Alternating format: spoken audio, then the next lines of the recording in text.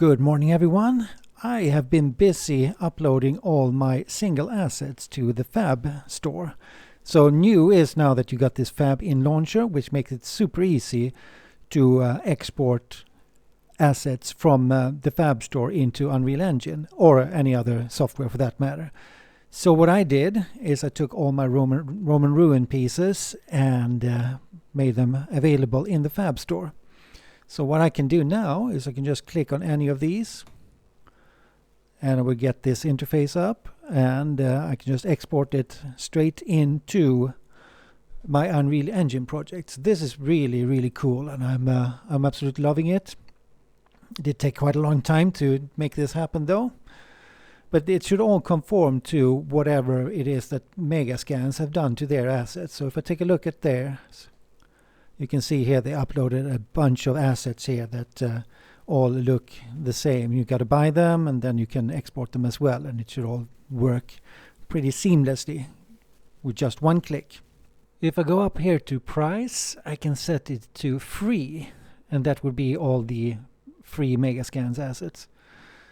So there are some free ones in the newly released ones, and then further down you can see here that it says saved in my library. So these are all the ones that is from the previous Megascans library that were made available to everybody who signed up for it. You had to click a few buttons, then you got the whole library for free. So let's click on one of these and see what they look like if I export it in. So first thing you got to do with one of these is you got to choose which engine you want it to, or to which 3D program you want to import it into.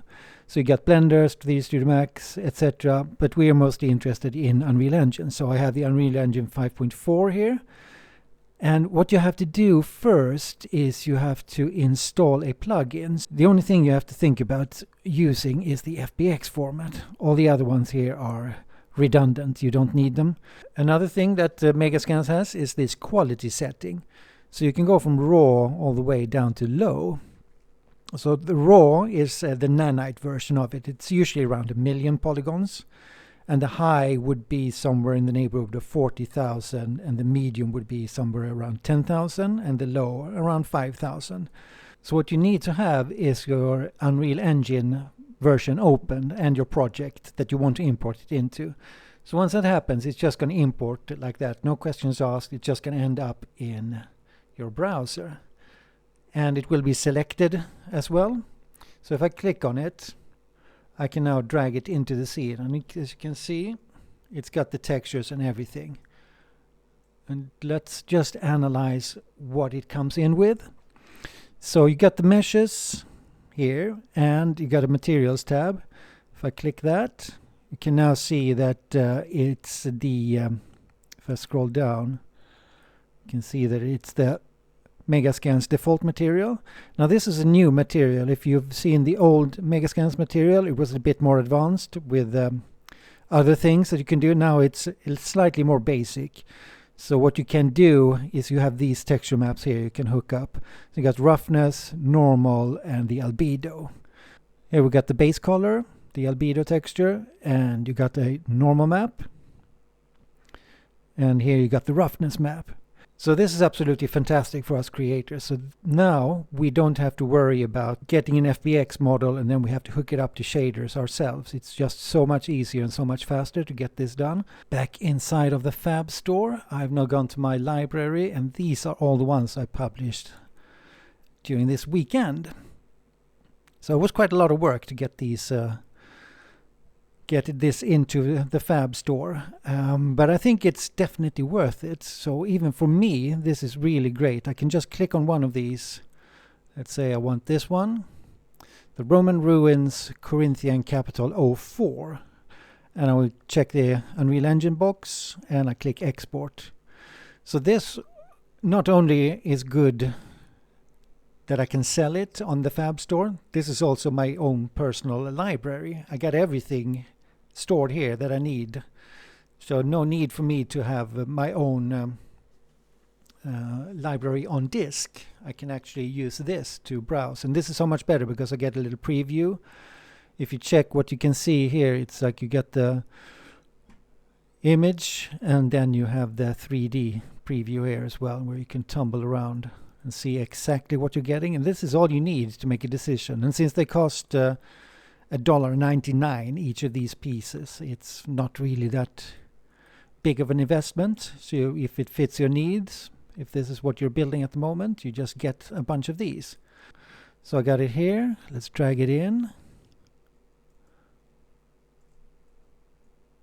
There we are. And I got the textures. I am providing for these ones a base color, a normal map, and a roughness. And that plugin script automatically hooks it up to the shader here. So you're ready to go with a nice shader.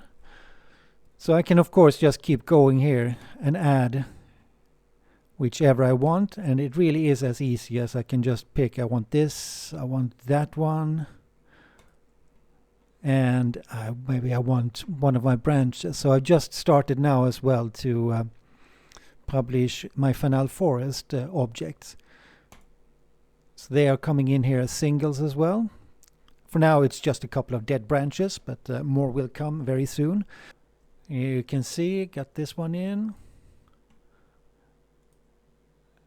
And here you can see actually, this one I need to fix. It's not quite done yet. So what happened here?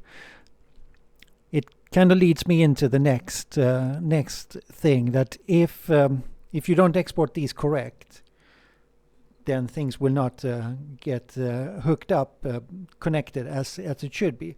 So the textures are all here. They're all kind of named the same, but the thing is you have to be super careful with the naming, or else things might go wrong. And in this case, I think this normal here, it's with a small n, and I think that's the culprit that had made it not work correctly. So what it does is it creates two materials. If they're not named correctly, you can see here you got one material with nothing on it except the normal, because it's got a small n instead of a big N, so you have to be super careful. And then the other materials are creating the other textures are creating another material here. So this does happen. I have tested all my assets up until now, and I just have this one left to fix. But yeah, this is what you get because you have to be super careful with the naming, and I will explain more about that in just a minute. So this is all great, singles and everything. I have the same one in a huge package here called Roman Ruin Pieces. So this one is also updated just now. So this takes a different approach. Here I got 40. This is all the assets, Roman Ruin Pieces that I have. They're all in one big package.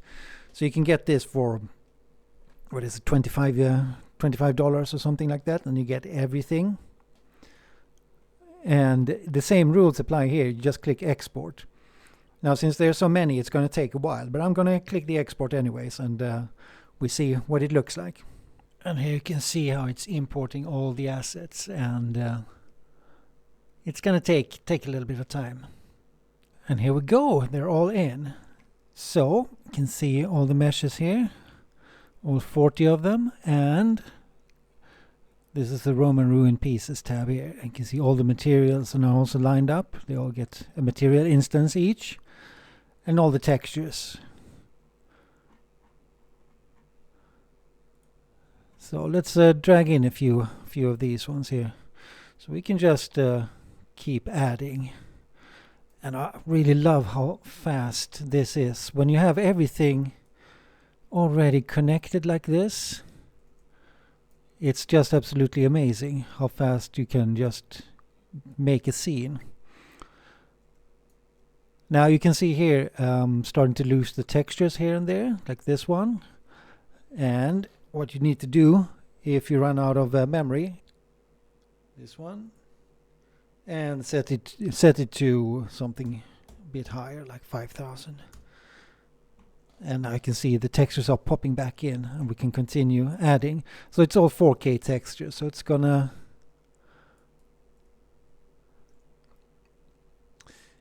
going to fill up the texture memory quite fast. Just a few drops and then you're out. However, since I only have these nanite textures. So it's all nanite, around 500,000 polygons each, with with 4K textures, which could be quite intense. But we other creators are locked out of the option of providing different quality settings, so we can only provide the raw setting, which is this nanite setting. Can't do the high, mid or low setting, which is a shame. But hopefully that functionality will come at some point, and then I'm definitely going to add it. However, these are FBXs. These are not Unreal Engine format or anything like that. So you have them on disk, and you can do whatever you want to them. So let's check that out. If I right click here and I go open source location for one of these, it will jump to where it has downloaded it. Just right click and you can open it in any package you want, Blender, whatever, and then you can decimate it from there if you need a different poly count, or the same with this, you just open it in Photoshop. If you want to have smaller textures, you can just go down to 2K, 1K, just scale it as you want. On a final note, these are just what I found out is the best practices to publish your assets to the FAB store. There are quite a few pitfalls here and there, and it's by no means a very smooth experience, but if you follow this, you will get very, very far. So first thing that I found out is that you have to have a clean FBX. So now we are in Houdini. This is my favorite program for pretty much everything, but even for exporting lots of models. So you can see I got all my 40 models here set up, and I got my nodes that does all kinds of operations. But the only thing I want to do here now is to keep it clean. So I got an attribute delete that will take away everything except the points, normals, and UVs. So I don't want any shading connections at all. What happens if you have shading connections is that that plugin is going to create two folders, one for the shading connections and one for when it runs the plugins. It identifies the textures, looks at the name, and then it creates materials in Unreal Engine after that. So if you keep it clean, you will get a clean folder structure as well in Unreal Engine. So just think of that. In the beginning, I did have shader connections, and it ended up looking like a mess. So if you do that, you're fine. The next thing is the naming of the textures. So let's take a look at the folder structure that you need. So here, for instance, I got one object here. We dive in. So I got a model here in this FBX, and I got a few textures here. So I'm not going to use all of these. I only have the base color, the normals, and the roughness. So what you do is you got to zip them, and you keep the hierarchy completely flat, no top folder at all. So you just select the ones you're gonna use. So in this case, it's this one, and it's the base color, and it's the norm DX. So that stands for normal DirectX. So I select those, and then I just click compress to zip, and then you get this one. Now, the important thing here is the naming as well. So they have to be named exactly the same as the FBX. So what I do is I name this, and then I click, copy that part, and then you have to go down to here and paste in whatever it says all the way up to this 4K. The 4K is the size of the texture. So this is allowed. You can have this, and then the suffix, in this case the base color. But nothing else is allowed here. It has to be exactly the same as the FBX, or else it's not going to make the connection. So you just paste that in for all of your textures, and then you can have a 4K to denote the size, and the suffix, which is then base color. Now, if anything here is misspelled, which is quite common, it's type in roughness 100 times, you're going to make a few mistakes, and I've done that, where you go rugness, or whatever, and that's going to create an error.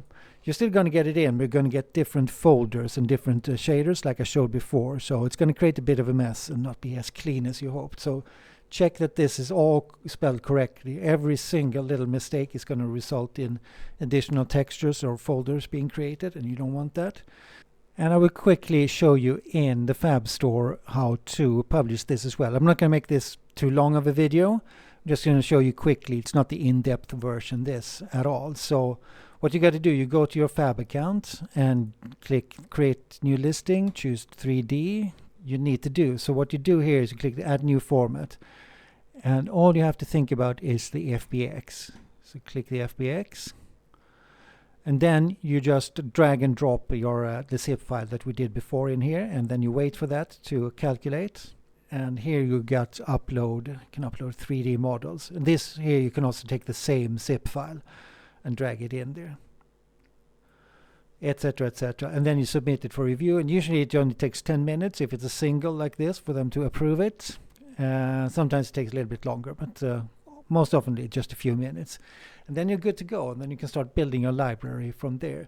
So if you have followed all what I said about the namings, etc., it should come in very nicely into Unreal Engine. And they will then look like this, where you got your little mesh. Let's take this one again.